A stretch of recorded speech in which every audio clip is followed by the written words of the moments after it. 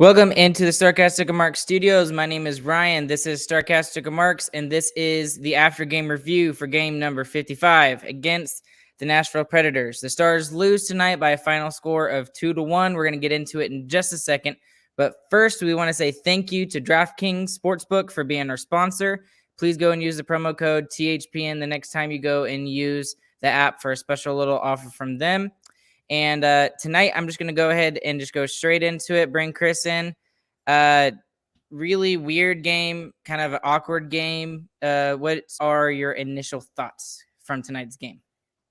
It's a point you gotta get. I mean, you had a great chance to steal a point, you didn't do it. It's a lost opportunity. And this goes back to show you that sometimes turtle hockey works and sometimes it doesn't. And this harkens back to the St. Louis Blues game. Obviously, they didn't have power plays or anything like that, but Stars give up two late ones in the third period and run away with the game 2-1 in the final minute of the game. So, and I have a really unpopular opinion, I think, with this game. I mentioned this on Twitter, and I'm just going to go ahead and mention it off because this was my initial observation. But I really think Jamie Benn screwed the pooch in this game, in my opinion. And let me explain this, because throughout the entire game, I got to turn down my ring light. It's a little too bright. Sorry, guys. In tonight's game, he kind of screwed the pooch, in my opinion, because when that hit happened, there was no emotion in the game. I mean, it was dead quiet in the building. Dead quiet. Put that on Twitter, too. And for that hit, which you can disagree with me or whatever, whether you think it was dangerous or not. I thought it was a little dangerous, but regardless, it doesn't matter. It was the turning point in the game. That was the turning point in the game. It got a little bit of emotion going for the Nashville Predators, and that led to the snowball effect of what happened in tonight's game. That's my opinion in what happened with that last little bit in the third period. Agree, disagree? What do you think? I mean, that's true, but Nashville is going so quickly downhill that whole third period. Like, it feels like with that hit or not, they were going to score. I mean, we had one shot in the period at that point. We had one. They had all the pressure in our zone. We were blocking all the shots, yeah, but that was going to stop eventually. So it's not like just the 4-on-4, because even after the 4-on-4, the 5-on-5, they were still doing way better, and they obviously scored their second goal of the game. So because of momentum from the first goal. They were already gaining momentum the entire time, though. See, I didn't feel that. You can't call it on one play. I mean, there's so many other things you can point. Stars has 23 shots in the entire game. They only get one power play.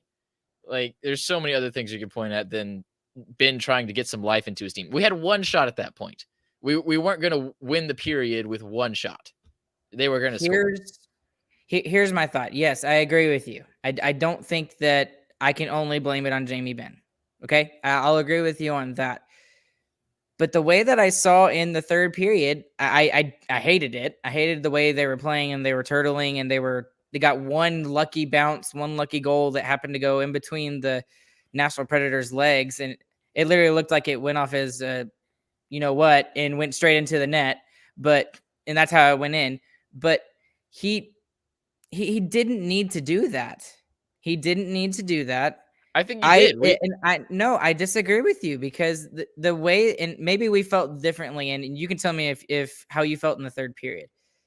In the third period, I didn't like the fact that we were turtling, okay? I didn't. But we were blocking shot after shot after shot after shot, and they were not getting any kind of momentum. There was no emotion in the game, which is exactly what we needed. If you're a Dallas Stars team, it was a perfect road game up until that point, minus a couple more goals and more offensive pressure. The way that they played and the way they wanted to play, that was exactly what they wanted to do. But he screwed the pooch. That's my opinion. That's not the only thing, but that was the turning point in the game for me. The way I felt in the third period is that it was inevitable that Nashville was going to score at one point. So they had so much pressure. Yeah, we were blocking a lot of shots, and they were shooting it into their shin pads a lot, but that was going to change at some point. We had 3 TV timeouts to go through still. And they were just going downhill. There was no chance in my mind that we were going to win that game 1-0. because they had so many great chances and they were getting more and more as the period was going on. So I put this in the third period. I was like, there's no way we're going to win this game 1-0 because Ottinger is not allowed to get a shutout.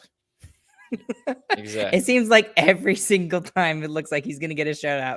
Like at the last second, it didn't happen for him. So, yeah. But unpopular opinion, that's just how I felt. I'm mad at Ben because I felt that was the Either biggest. way, there's so many other thing. individual plays you can point at too. Tyler Seguin has half the net open at the end of the game. $9.5 million, half the net open, can't put the puck in the net. Are you kidding me? He's got to be the worst hockey player for the amount of money that he's paid. Has to be one of them, at least. Because that's absolutely ridiculous. Like, you that can't wasn't score the only points opportunity consistently, tonight either. and you can't score points in clutch moments, and you're getting paid $9.5 million, you're useless. Honestly. I can't remember when it was. I took a bunch of notes, but there was another chance that it was. Yeah, it was in the first period. Late in the first period, I put about the 3:06 mark. There was a Nashville turnover, and Seguin shoots it wide. That seems to be his thing, is that he just can't seem to hit the net. And I thought about this, but I didn't want to go back to it, but I'm going to. Again, on the bin hit, the 4-on-4, that was the only chances we had in the whole period until the Preds took the lead, too. So it wasn't like on the 4-on-4, it was instantly all Preds. We had 3 good chances before the Preds scored on their 1 good chance. And by the way, that was a great play by Johansson. Oh my goodness, that was so dirty. Yeah. So it's just, yes, that changed the game. It got some more open ice and it made more chances both ways, but it wasn't just a Nashville benefit, I don't think. Turning point in the game? Turning point in the game, sure, but not the reason the Stars lost.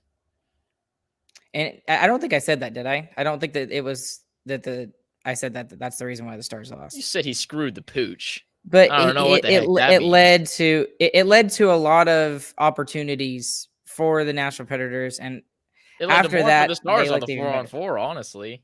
And also, let's talk about Michael Raffl. Talk about Michael Raffl for a second. Go ahead. Oh my gosh, he sucks. I don't know why. Oh my gosh, I knew you were gonna go into it. Razor pointed it out too. 9 breakaways this season. He hasn't even looked dangerous on any of them. We shouldn't even count him as scoring chances anymore because there's no chance. You know what he should do? He should turn around and pass the puck if he's on a breakaway. Honestly, there's no reason for him to take him. He's that bad. Like, you feel like if you get 9 of them, at some point you're gonna practice some move or something. Use the Chell glitch. I don't know. Figure something out because it's ridiculous. So a couple of comments here, and this got me thinking about this game as well. Fernando, hey Fernando, thank you for listening to the show, man. I fell asleep multiple times and woke up in time to watch him blow the game. Hooray! Yeah, this whole hockey game is such a waste of time. Oh my gosh, we watched 2 periods of that garbage to come back and watch the Preds get to be happy in their own building and literally bring the house down. Did you see the boards falling apart at the end? Yeah, I did. We get to watch that. Great. Love it. And then our mom, Tracy, is even saying so boring. Yeah. Through almost the entire game, it was boring until like that last 5 minutes when something actually happened. And, I don't mind boring games as long as we win, because most of the time we win those boring games. And you have to win. You have to get points at least out of this one. And that's the big loss that you're going to come away with. We didn't have our best stuff, but we kept it close the whole game. And you got to have a clutch gene, and you've got to steal a point on this game at least. And they don't. It's a big missed opportunity. We talk about all this negativity and all the things the Stars could have done, but we should point out tonight. So negative Nancy, yes, and we'll get more into that. But let's be positive for a little bit, because the Stars are still in the playoff spot. Despite that, they're 3 points up of the Edmonton Oilers at this point in that final wild card spot. And we are still within 4 points of second in the Central Division. So it's not like this game was overall, had to win, if that makes any sense. Would it have been nice to win this game? Absolutely, yes. And every game at this point in the Central Division, whenever we play a Central Division opponent, is going to be extremely important. But we have to look at it that way. So that's one positive. Okay. And then the second positive is something that Michelle pointed out in the broadcast. They won 4 out of their first 17 road games. And since then, they've been 8-2-1 on the road. 8-2-1. You continue that kind of play and that kind of consistency. We've been talking about, this team being so inconsistent. You're going to make the playoffs with a record like that. And they're finally starting to get close to where their road record is at 500. And I've said this multiple times. If your road record is at least 500 and you have a really good home record, which you can rely on that because your home barn is really important and you play better in your home barn, you make the playoffs. So that's a couple of positives from out of tonight's game, despite all the things that happened. Talk. The big negative, I think, of when you bring stuff like that up is we've been playing so great. We've been top 10, maybe top 5 team in the NHL over the past 2 weeks. We were the second best team in the NHL since the break. That was something they mentioned in the broadcast. And we are in the playoffs by 1 point after that. Is it sustainable to be the best team since the break until the end of the season? We'll see. We think we figured something out, and I still think we have. I think this was just an off game, which you're going to have, especially after a long road trip that we've been having. But I don't know. It better be sustainable, or else we're gonna have not sold, and we're gonna not be in the playoffs. Right, and that's gonna be frustrating. So, anyways, let's go ahead and bring this up because this was an interesting question from Alex. Hey, Alex, thank you for listening to the show. Oh, yeah, looks like you hit a nail on the head with Chris. He's already hacked off. Alex asked on YouTube, and why were the lines shuffled up so much tonight? If I can talk. Go ahead, Chris. What did you think about the line shuffling tonight? It was idiotic. I mean, you said we're one of the best teams since the break. Our lines have been pretty much the same. We're having one off game. Let's not leave them out there and let them figure it out together. Nope. Let's just throw them in a blender. See what happens there. Stupid. And why is Gurionov off the ice again? I mean, and why does it only happen to Gurionov? That it doesn't make any sense to me. Like, point out the egregious plays he's making that other people on the team aren't making as well. It's illogical to me why you're wanting to take off one of your most dynamic players off the ice. So I hate it. It's so annoying. I want to bring this up, Chris, because you talked about Gurionov here, right? So I am in a Stars group chat, and actually your boy Seth here completely went off on Gurionov. Okay, so this will be interesting to see. This is Seth. Shout out to Seth. He's an awesome dude, really big Stars fan, and this was actually on a comment off of a Dallas Stars feed. So this is on Twitter. Dude's been playing with Ben and Sagan, and it is invisible 90% of the time. Makes stupid plays every game and scores every so often. He scored 20 goals 2 seasons ago and has done what since then? ? Let it go. Well, yeah. How would you respond to that tweet? I mean, I disagree. That line has been integral in what we've done the past 2 weeks with the secondary. Now, that line's been integral. That line's been integral, or Ben and Sagan have been integral, and Gurionov is kind of there. Ben and Sagan have been put together multiple times this year, and it hasn't worked out. Ben, Sagan, and Gurionov are put together, and it works out. Gurionov's speed adds something that those two guys don't have anymore, I guess. Sagan used to have it, but I mean, give him a break. He's had some hip surgeries and garbage. So I definitely think that Gurionov has to do it. And I mean, he has an assist tonight. Like, what do you want? So Seth's wrong. He's an idiot. Hate that guy. I'm gonna tag him in the video here. Clip in it just a second, send it to him, bro. Yeah, I'll totally do. I'll clip it and send it to him. Anyways, let's go ahead and get into the summary for tonight's game. We're actually already 15 minutes in, and we hadn't started the goal summary. I was afraid for a while that we weren't going to have anything to talk about. Well, the goal summary is going to go by pretty quick. Yep. But let's talk about the first period a little bit, because there is a couple of chances here. Right off the bat, there was a bouncy puck that went past Ottinger, hit the post, and went out the other side. And they are made of rubber. That was really scary. And that sums up the first period, because the Stars sucked, and The puck somehow didn't go in. Now, Otter played great, but the Stars didn't suck in my opinion. Did they turtle? Yes, they were turtling in the first period. They played phenomenally defensively, but it does you absolutely no good if you don't score goals. yeah. That's it. And that seems like a theme tonight. Like we were trying to play a great defensive system, which we did a lot. I mean, like we said, we blocked a heck ton But of you shots. have to score goals. There was no offense at all the other way. The one goal we scored was not even really from offense. Like we won a face-off and Klingberg kind of shot it and it just kind of went in. So if that was like a game plan, like Bones said, let's try and win the game 0-0 again. I mean, obviously we don't know that and we're not gonna, but it kind of feels like that's what happened. Well, early on, the shots were 5-1 Nashville. So obviously, you can tell how the game was going early on.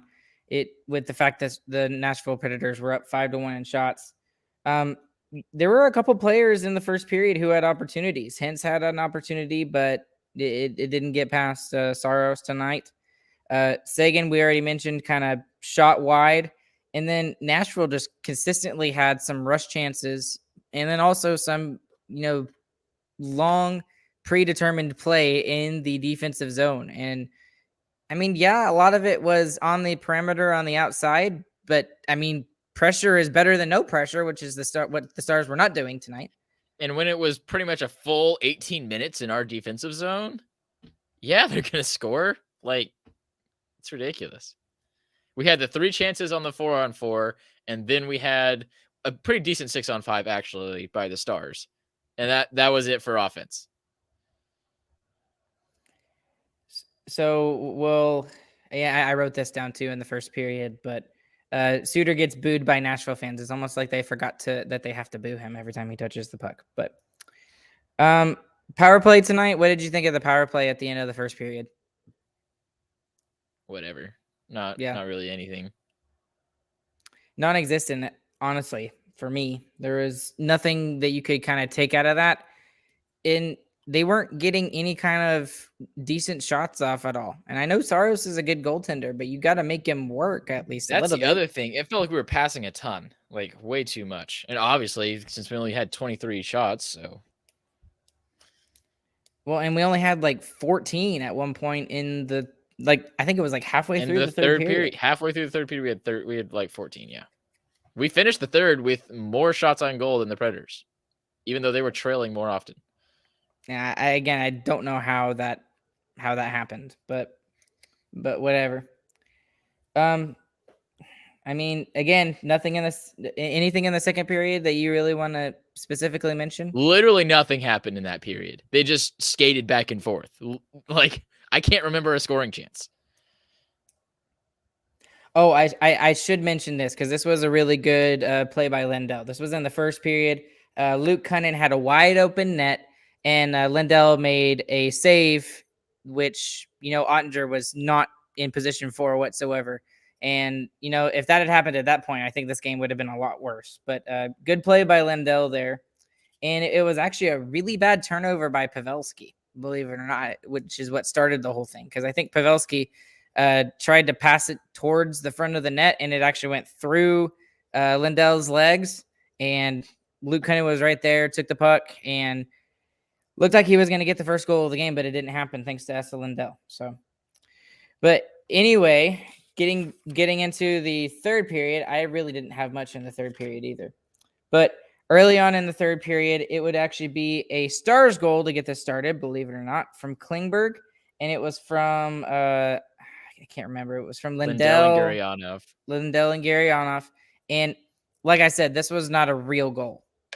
Not a real goal at all. It was just a hopeful prayer from the point, and it just happened to get past Saros, who never saw it. The first 5-on-5 goal for John Klingberg of the year. His first goal since December. That's really bad. His second goal of the year. Yeah, and we $8 million. Yeah, we've talked about it. Let's get another bid in Sagan. Yeah, and we've talked about it all year with John Klingberg and the fact that he's not played up to his standards this year either at all. Yeah, on both sides, right? That's a good point too. On both sides of the puck, and the chat's kind of blowing up over here about Klingberg. Alex mostly, but he says Klingberg turned the puck over multiple times on the power play again tonight. Thank you, Alex, for listening. And then he also put, despite the goal that may have been the worst game I've ever seen Klingberg play, he turned the puck over every single time he was on the ice. I don't think it was his worst game ever. I've seen worse, especially this season, but I wouldn't disagree with you in the fact that he's turned the puck over multiple times. Yeah, well, the Stars did that all night long. We couldn't break the forecheck once, especially in the third. Yeah, and like you said, this guy wants $8 million for 8 years. No, for 2 goals. And I don't think he's going to get that on the open market either if he decides he's going to go and test free agency this offseason. But whatever. Chose a bad season to have chose a bad year to have a season like this. Yeah, seriously. So continuing on in the third period, the only notes I really have was there was some pressure from Nashville after the goal over the next 6 minutes. And I also put the Stars are blocking shots like crazy, just absolutely like crazy. Which is good, which is a good thing. And I was okay with it with the way the Stars decided to play tonight. That was the one good thing we did as a team tonight was blocking shots. Everything else, garbage. But boy, howdy, could we block some shots. Yep. and I mean, I literally only had 5 lines of notes in the third period after having almost 20 in the first period. And the reason being is because there was nothing going on. And I'll go back to the fact that it was a boring game. And the very next thing I had is it goes 4-on-4 after Ben has the dangerous hit. I didn't think the third period was boring at all. I felt every second that the puck was in our zone that it was going to get in the back of our net. I mean, and it was in there every single second. The Stars didn't have like any offensive zone pressure until the 4-on-4. It was completely one-sided. We literally had one shot on goal, and it was the one that went in until the 4-on-4.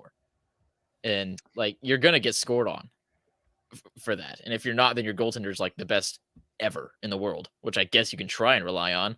And we tried to. I mean, Otter still has what was it say 935 save percentage tonight. So he's still played and outstanding. And he gets a loss. Only allowed 2 goals. And 2 goals that he had no chance of stopping. So continuing on in the third period, like we already mentioned, Ryan Johansson would get that beautiful goal, his 14th of the year from Carrier and Duchesne. And it was a good play. And it was one of the few times where the Stars had a defensive miscue. 2 Dallas Stars went to 1 player. And Ryan Johansson was all by himself in the slot and took care of business. 1-1. It's the wrong line to do that against. It's the one line you can't give that opportunity to. They're going to bury it. Then 5 minutes later, Roman Josi with a blast from the point would get his 15th of the year from Dante Fabro. And it was, kind of what Nashville wanted to do the whole game. And they weren't really doing it. And the one time we didn't decide to block shots, it goes in. And you knew that was coming. Yeah, you totally knew that was just coming. A matter of time. The 6-on-5 by the Stars afterwards was good. I was happy with it. It was one of the better ones we had, actually, and we didn't score on it. And we had so many chances. Ben's crazy chance. I don't remember who made that play on the cross crease pass to Ben. Outstanding Probably defensive Josi. play. And Sagan just missing the net is unbelievable. So, and also, why are they both on the ice at that time? Why is it not the first line? Which is crazy. One more thing to make note of is when the first line scores, we've lost, I think, 3 times. The first line doesn't score tonight, we lose the game. I know it's crazy for me to criticize the top line, but we are a top-heavy team. For us to win, they have to score. So those guys got to find a way to score. If they do, you're not really criticizing them, though. It's just a unnecessary reliance that we have on that first line. And the reason why teams like Minnesota and St. Louis have done so well this year is because they have balanced scoring throughout their lineup. And that's something that we've kind of had at times, but not consistently. And like you said, the only line we're getting it consistently from is that first line. And when they don't score, the team doesn't do good. Right. And more so often than over the past 5 weeks or so, that second line has kind of chipped in a little bit. But after that, Not really much. So, and I mean, we talk about chances as well. Raffle had an opportunity to put the Stars up. Was it 2-0 before they even scored the goal by Johansson?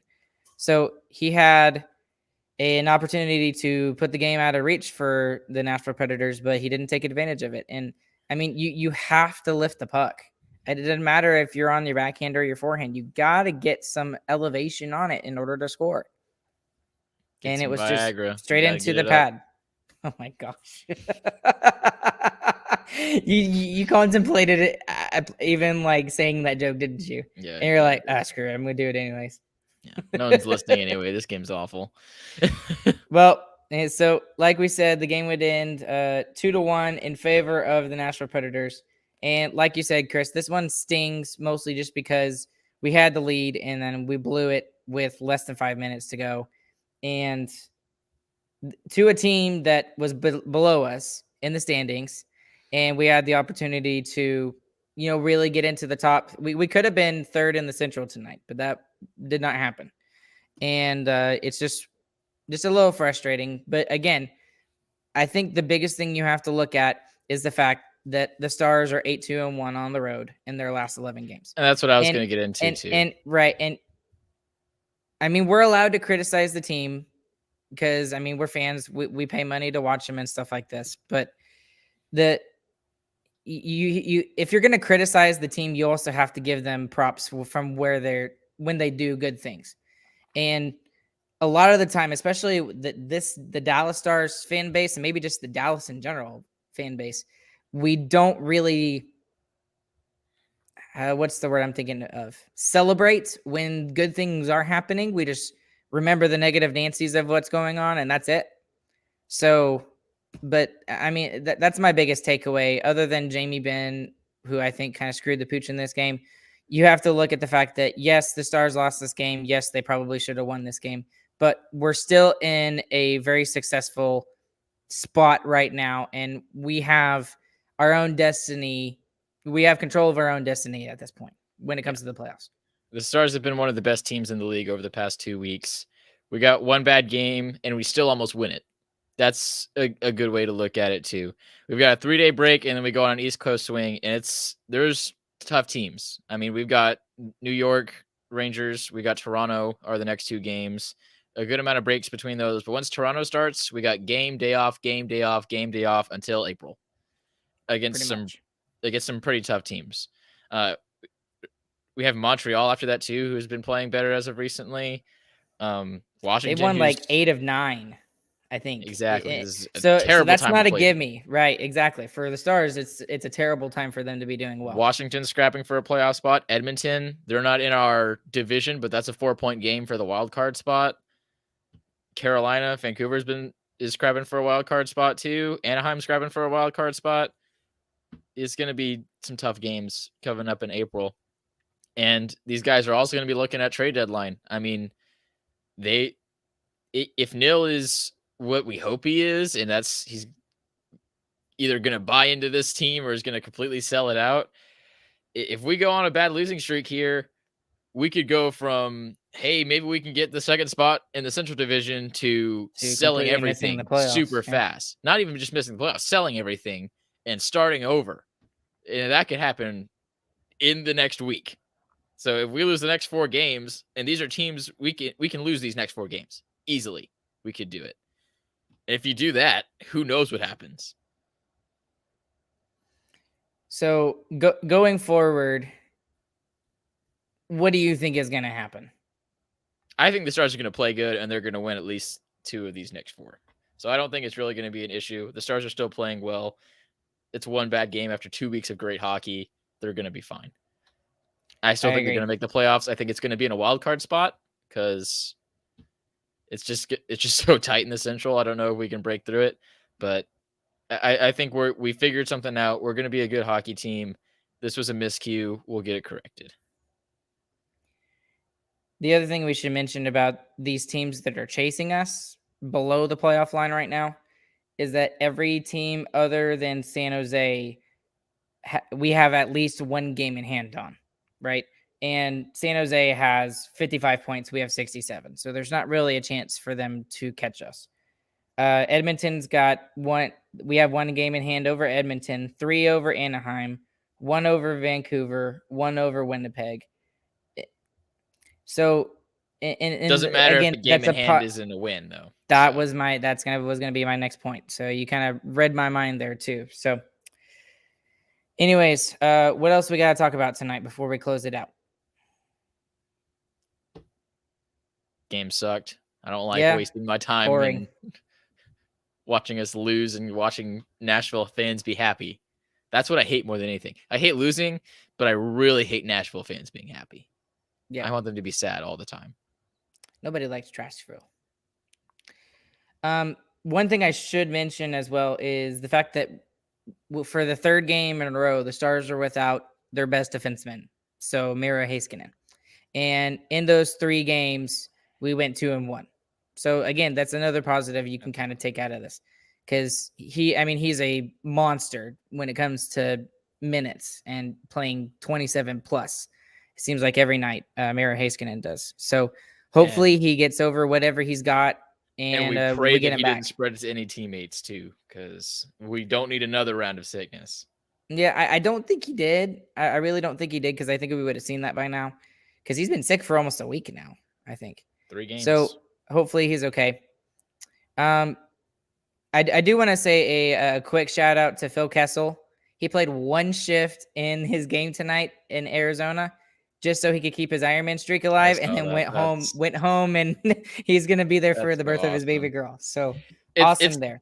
It's kind of like, is it trashy? But it's also cool that players actually care about that stuff too. So yeah. Well, and the fact that Arizona was even willing to allow him to do that, because they're like, if he was like you're wasting a spot. If he was on any other hockey team, probably not. Yeah, I guess it's true. Yeah, he's on Arizona, one of the worst teams ever. And I also wanted to mention this because I actually bought a ticket, but really cool thing that came out off of Twitter today. Jaromir Jagr, they took their final game of his home team and who he plays for. He actually owns the team in the Czech Republic, or Czechia, I think is what they're calling it now. But they moved it from their home rink to Prague, and like his home rink holds like 5,000 people, I think, and the arena that they moved the game to holds about 17,000. And what he's doing is, with the last game of the regular season for his team, Jaromir Jagr's team, he's donating 100% of the proceeds to Ukrainian war efforts. So really cool for him to do that.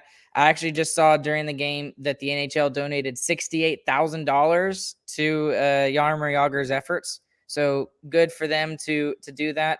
And I also bought a ticket myself. So maybe I'll tweet that out later if you would go and buy a virtual ticket, is what they're calling it. And I think it's like, it's cheap. It's like $3 or $4 or $5. And all the proceeds are going to go to Ukrainian war efforts. And a lot of it is going to be put towards, I think it's refugees coming from Ukraine into the Czech Republic. So giving them stuff that they need, blankets, food, shelter, whatever it is that they may need. So if y'all can go and do that, we'd really appreciate that on Jaromir Jagr's behalf as well. So anyways, I just wanted to throw those 2 things in there before we close out. Anything else, Chris? Nope, I'm good. I hate hockey when we lose. It's sad. Yep. Please make sure you go and follow us on social media. You can follow us on Twitter at StarcasticR, like us on Facebook, and follow us on Instagram as well. You can follow Chris at ChrisCham2B. You can follow me at StarsBoy12. And thank you once again to our sponsor for this episode and our podcast, DraftKings Sportsbook.